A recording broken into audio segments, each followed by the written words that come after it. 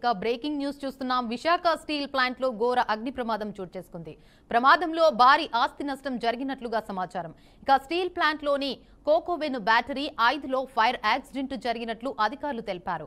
లారీల ద్వారా తరలి వస్తున్న ఉక్కు ద్రావకం అనుకోకుండా నేలపై జారిపడడంతో ఈ ఘటన జరిగినట్లు తెలుస్తోంది. అయితే పెను ప్రమాదంలో ఎటువంటి ప్రాణహాని జరగలేదని యాజమాన్యం చెబుతుంది.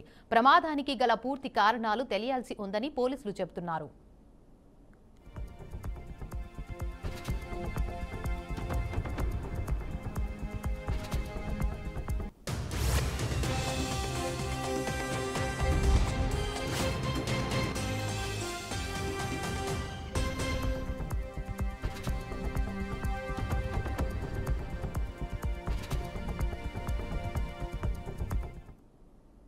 ఇక బ్రేకింగ్ న్యూస్ చూస్తున్నాం. విశాఖ స్టీల్ ప్లాంట్ లో ఘోర అగ్ని ప్రమాదం చోటు చేసుకుంది.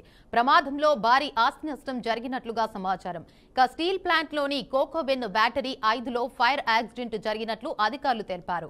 లారీల ద్వారా తరలిస్తున్న ఉక్కు ద్రావకం అనుకోకుండా నేలపై జారిపడడంతో ఈ ఘటన జరిగినట్లు తెలుస్తోంది. అయితే పెను ప్రమాదంలో ఎటువంటి ప్రాణహాని జరగలేదని యాజమాన్యం చెబుతోంది. ప్రమాదానికి గల పూర్తి కారణాలు తెలియాల్సి ఉందని పోలీసులు చెబుతున్నారు.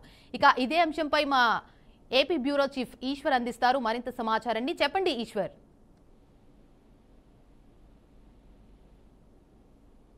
కోకోవెన్ దానికి సంబంధించినటువంటి విభాగం 5లో ఈ ఘటన చోటు చేసుకుంది. విశాఖ స్టీల్ ప్లాంట్ లోని బ్యాటరీ 5 బ్లాక్ లో ఈ ప్రమాదం జరిగినట్టు తెలుస్తుంది. లారీల ద్వారా తరలిస్తున్నటువంటి ఉక్కు ద్రవం అనుకోకుండా నేలపై జారిపోయింది. ఈ ఘటనలో భారీగా ఆస్తి నష్టం జరిగింది. ఎలాంటి ప్రాణ నష్టం కూడా జరగలేదు. తుటిలో పెను ప్రమాదం తప్పిందని అక్కడ ఉన్నటువంటి కార్మికులు తెలియజేస్తున్నారు. ప్రమాదానికి గల కారణాలు ఏంటి అనే కోణంలో అయితే ప్రస్తుతానికైతే అధికారులు ఆరా తీస్తున్నారు. కోకోవెన్ బ్యాటరీ 5లో ఈ ఘటన అయితే చోటు చేసుకుంది. ప్రమాదాలు జరిగినప్పుడు తూతూ మంత్రంగా చర్యలు చేపడుతున్నారు. కానీ కార్మికుల భద్రతను పట్టించుకోవట్లేదని స్టీల్ ప్లాంట్ కి సంబంధించినటువంటి కార్మిక సంఘాల నాయకులైతే తీవ్ర ఆగ్రహం వ్యక్తం చేస్తున్నారు. తరచూ ప్రమాదాలు స్టీల్ ప్లాంట్ లో జరుగుతున్నప్పటికీ కూడా అధికారులు ఏమాత్రం పట్టించుకోవట్లేదు. కేవలం అధికారుల నిర్లక్ష్యం కారణంగానే ఇటువంటి ప్రమాదాలు జరుగుతున్నాయి. ఒకవేళ ప్రమాదం కనుక కార్మికులు చనిపోతే వారి కుటుంబానికి ఏదో తూతు మంత్రగా ఎక్స్‌గ్రేషియాలు ప్రకటిస్తూ ఆ తర్వాత మళ్ళీ పట్టించుకోవట్లేదు. ఈ అధికారుల నిర్లక్ష్యం కారణంగా అక్కడ ఉన్నటువంటి యాజమాన్యం నిర్లక్ష్యం కారణంగానే ఇటువంటి ప్రమాదాలు అయితే జరుగుతూ ఉన్నాయి. కాబట్టి భద్రతకు పెద్దపీట వేయాలని కార్మిక సంఘాలు కూడా డిమాండ్ చేస్తున్నాయి. Right. Thank you for the update, Ishwar.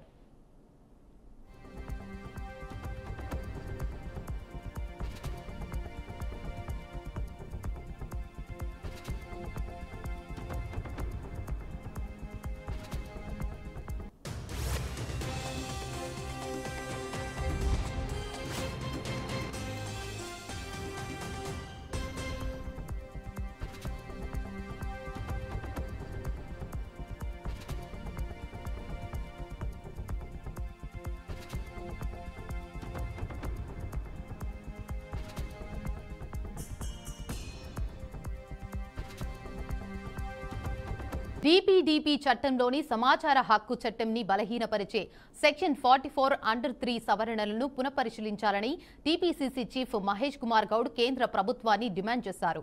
2019 సవరణలను రద్దు చేసి కమిషన్ల స్వతంత్రతను పునరుద్ధరించాలని కాంగ్రెస్ పార్టీ డిమాండ్ చేస్తోందన్నారు.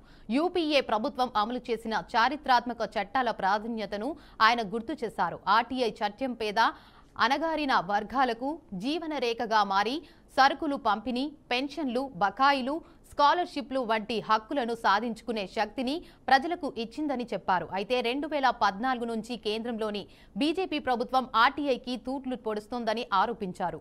2019లో చేసిన సవరణల ద్వారా సమాచారం కమిషన్ల స్వతంత్రతను తొలగించి పదవీకాలం, సేవా షరతులను కేంద్రం ఆధీనంలోకి తీసుకువచ్చారని తెలిపారు. భారత ప్రజాస్వామ్యంలో గొప్ప సంస్కరణలు ఒకటి. ఇది ప్రజలకి అధికారాన్ని ప్రశ్నించేటువంటి బ్రహ్మాస్త్రం. దాన్ని బలహీనపరిచే ప్రక్రియ ఏది కూడా ప్రజాస్వామ్యంలో ఏ రాజకీయ పార్టీ యాక్సెప్ట్ చేయదు. కాంగ్రెస్ పార్టీ సంపూర్ణంగా దాన్ని వ్యతిరేకిస్తుంది.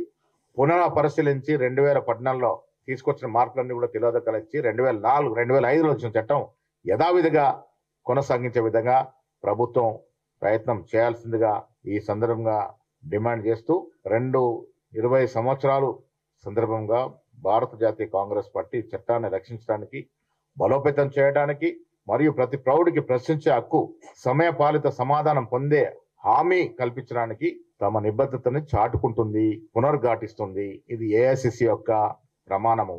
ఇవాళ 20 సంవత్సరాలు పూర్తి చేసుకున్న సమాచార హక్కు చట్టం ప్రజ్వరిల్లాలి, ప్రజలకు అందుబాటులో ఉండాలి. ఇది ప్రజలకు ఇచ్చినటువంటి గొప్ప బ్రహ్మాస్త్రం. ఆనాడు యూపీఏ ప్రభుత్వం ఇచ్చినటువంటి బ్రహ్మాస్త్రం.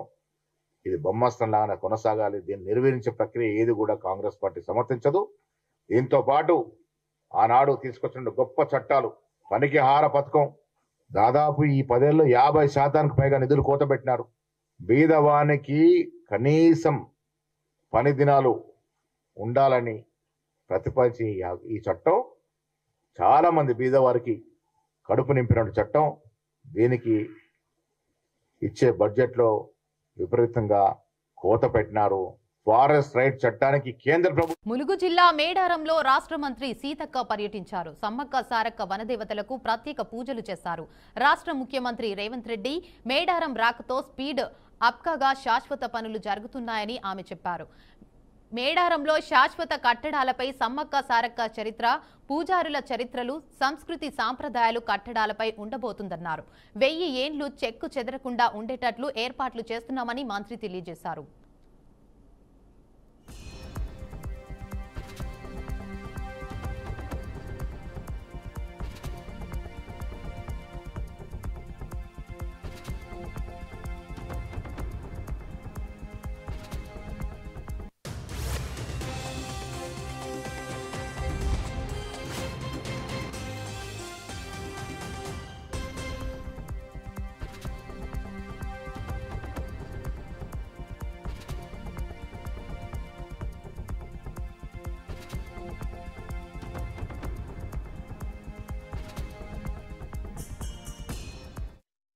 సేమ్ టైంలో మరి పెద్ద ఎత్తున ముఖ్యమంత్రి రేవంత్ రెడ్డి గారు నిధులు కేటాయించి ఈ యొక్క గద్దెల ప్రాంగణాన్ని పునరుద్ధరించాలి, అద్భుతంగా నిర్మాణం చేసి 1000 ఏళ్ళు భక్తులకు అందుబాటులో ఈ టెంపుల్ ఉండాలి, గుడి ఉండాలి సమ్మక్క సారలమ్మ అనే ఉద్దేశంతో మరి వారు కూడా యుద్ధ ప్రాతిపదికన తీసుకొని పనిచేస్తూ ఉన్నారు.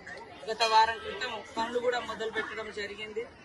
కాబట్టి ఇప్పటికీ ఈరోజు చూస్తే సండే అయినప్పటికీ కూడా విపరీతంగా జాతర రాకముందే భక్తులు పెద్ద ఎత్తున వస్తున్నారు. భక్తులకు కూడా మొన్న ముఖ్యమంత్రి గారు వచ్చిపోయిన తర్వాత మేడారానికి చాలా మందికి ఇంకా ఇక్కడ జరుగుతున్నటువంటి పనుల గురించి కూడా బాగా తెలిసి ఇంకా విశ్వాసంతో, విశ్వాసంతో నమ్మకంతో భక్తులు పెద్ద ఎత్తున వస్తూ ఉన్నారు.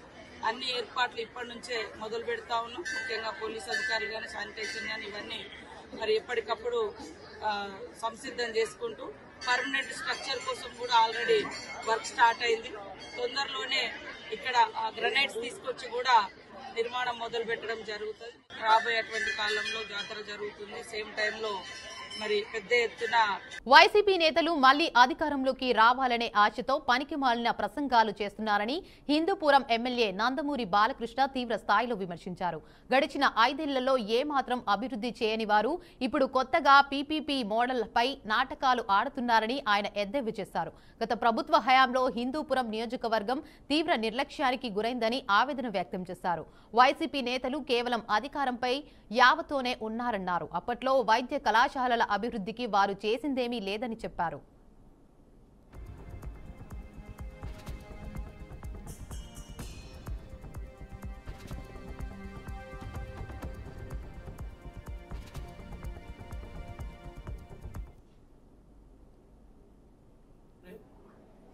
ఒక ప్రథమ స్థానంలో నిలపాలన్నదే నా ధ్యేయం, ఆయన సంకల్ప బలీయం. తప్పకుండా హిందూపురాన్ని ఇంకా ముందు ముందు ఇటువంటి ఎన్నో జరుగుతున్న వీటిలో మార్పులతో పాటు ప్రపంచంతో మనం మారాలి. మారకపోతే అది మన దురదృష్టం. సో మార్చగల కళ్ళ ముందు కనబడతాయి ప్రత్యక్షంగా ఉన్న జరుగుతున్న మార్పులన్నీ కూడా. ఇప్పుడు ఇవాళ ఈ స్మార్ట్ కార్డు ఏదైతే రేషన్ కార్డు, సో అందరూ కూడా ఒక అంటే మన సింగిల్ విండో సిస్టమ్ అంటాం. అంటే ఎవరు వచ్చినా వాడు ఏం చేస్తారు. ఇప్పుడు వాడు 5 సంవత్సరాల్లో ఇప్పుడు మనం ఉత్తరాంధ్రకి వెళ్తే ఏముంది స్పందన. చెప్తున్నారు. ఏం లేదు, అక్కడ 4 కాలేజీలు అన్నారు, 2100 కోట్లు అన్నారు. మరి వాడు ఖర్చు చేసినంత 212 కోట్లే వాడు ఖర్చు పెట్టింది.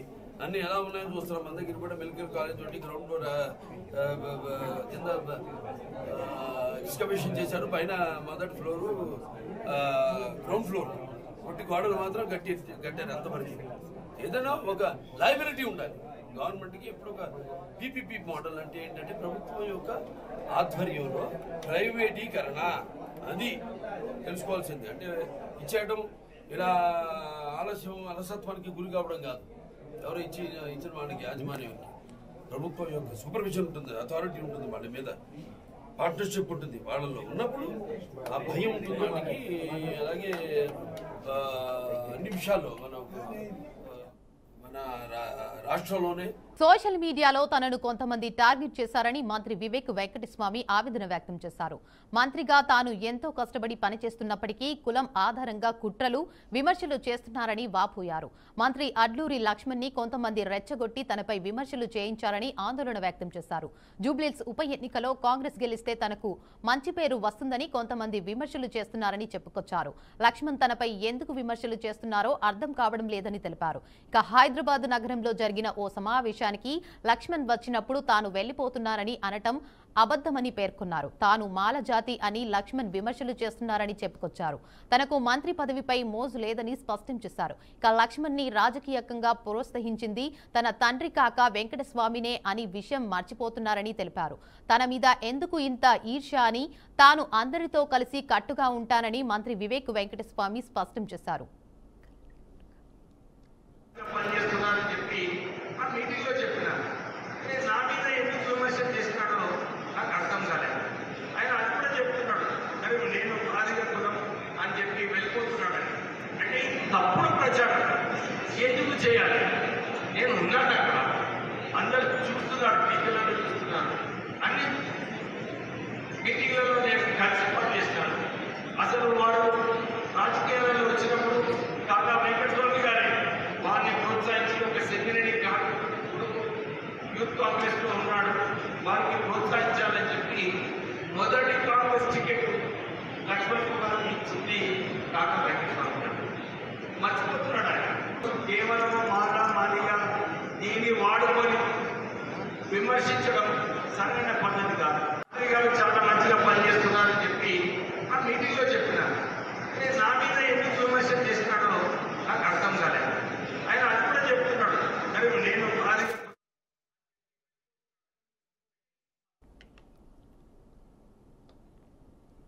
నారావారి మద్యాన్ని ఏపీ మొత్తం అమ్ముతున్నారని మాజీ మంత్రి రోజా ఆరోపించారు. నకిలీ మద్యంతో మహిళల పసుపు కుంకాలతో ఆడుకుంటున్నారని అన్నారు.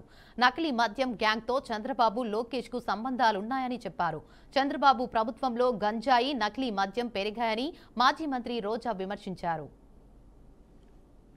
మరి ఈ వైన్ షాప్స్ ని ప్రభుత్వ షాప్స్ గా మార్చి టైం కూడా ఏ విధంగా దగ్గరకు చేసి మరి ప్రజలకి మద్యాన్ని దూరం చేస్తూ ప్రజల్ని కాపాడుకుంటూ మహిళల్ని కాపాడుకుంటూ ముందుకు వెళ్ళాడో ఈ రాష్ట్రంలో ఉన్న మహిళలందరూ ఈ రోజు మళ్ళీ ఒకసారి గుర్తు చేసుకుంటున్నారు. ఎందుకంటే ఈ రోజు ఈ రాష్ట్రంలో నారావారి ఈ కల్తీ సారాతో ఎంతమంది రాష్ట్ర వ్యాప్తంగా చనిపోతున్నారు. దీని వెనక అంటే ఈ రాకెట్ వెనక పెద్ద పెద్ద వాళ్ళు ఎలా ఉన్నారో సాక్ష్యాధారాలతో కూడా మీకు బయటకు వస్తున్నాయి. నిజంగా ఎంత సిగ్గుచేటంటే ఈరోజు ఈ మొలకల చెరువులో బయటపడ్డ కల్తీ మద్యం స్కామ్ చూస్తే ఈ టీడీపీ నాయకులు అనేవాళ్ళు డెకాయిట్ల కన్నా, బందిపోట్ల కన్నా ఎంత ఘోరంగా తయారయ్యారో మనకు అర్థమవుతుంది. ఎందుకంటే జగన్మోహన్ రెడ్డి గారిని కొట్టే దమ్ము లేక ఈవీఎంలను మేనేజ్ చేసుకొని జగన్మోహన్ రెడ్డి గారు ఇస్తున్న మంచి సంక్షేమ పథకాలు ఇవ్వటమే కాకుండా సూపర్ 6 ఇస్తాము, ఇద్దరుంటే ఇద్దరికి, నలుగురుంటే నలుగురికి అని ఏ విధంగా అబద్ధాలు చెప్పి అధికారంలోకి వచ్చింది ప్రజలకి మంచి చేయడానికి కాదు, ప్రజల్ని పీల్చి పిప్పి చేయడానికి అనేది ఈ రోజు తెలుగుదేశం పార్టీ వాళ్ళు మరొకసారి నిరూపిస్తున్నారు. నిజంగా ఈరోజు ఈ రాష్ట్ర ప్రజలు తెలుసుకోవాల్సింది ఒక్కటే, ఎందుకంటే చంద్రబాబు నాయుడు అనేవారు ఎప్పటికీ మారడు. మరి AP deputy CM Pawan Kalyan ఆసక్తికరమైన ట్వీట్ చేశారు. 2018లో తిత్లీ తుఫాన్ సమయంలో పవన్ తో కలిసి శ్రీకాకుళంలో పర్యటించిన ఫోటోను నాదెండ్ల ట్వీట్ చేశారు. 7 ఏళ్ల క్రితం 2018లో తిత్లీ తుఫాను వచ్చినప్పుడు జనసేన అధినేత పవన్ కళ్యాణ్ తో కలిసి తాను బాధితుల్ని పరామర్శించినప్పటికీ ఓ ఫోటోను మంత్రి ఎక్స్ లో షేర్ చేశారు. ఇందులో పవన్ కళ్యాణ్ నాయకత్వంలో రాష్ట్రం కోసం తాను ఎలా ప్రయాణం మొదలు పెట్టానో వివరించారు. ఇక క్లిష్ట సమయాల్లో పవన్ తమను ఎలా మోటివేట్ చేశారో కూడా వివరించారు. దీనిపై పవన్ కళ్యాణ్ స్పందించారు. నాదెండ్ల మనోహర్ ట్వీట్ ను ట్యాగ్ చేస్తూ పవన్ రిప్లై ఇచ్చారు. ఇందులో పవన్ తాము వారితో జరిపిన సంభాషణ చాలా స్పష్టంగా గుర్తుందని తెలిపారు. వారు ఉచితాలను అడగడం లేదని, వారు ఎటువంటి సంక్షేమ పథకాలను అడగడం లేదు, కానీ వారు తమకు 25 సంవత్సరాల భవిష్యత్తు ఇవ్వండి, ఉచితాలను కాదు అని గట్టిగా చెప్పారని తెలిపారు. మన యువత యొక్క నిజమైన సామర్థ్యాన్ని మనం ఉపయోగించుకోవాలని, వారి కలలను నెరవేర్చుకోవడానికి, వారిని అర్థం చేసుకోవడానికి నేను మన యువతను కలుస్తూనే ఉంటానని వెల్లడించారు.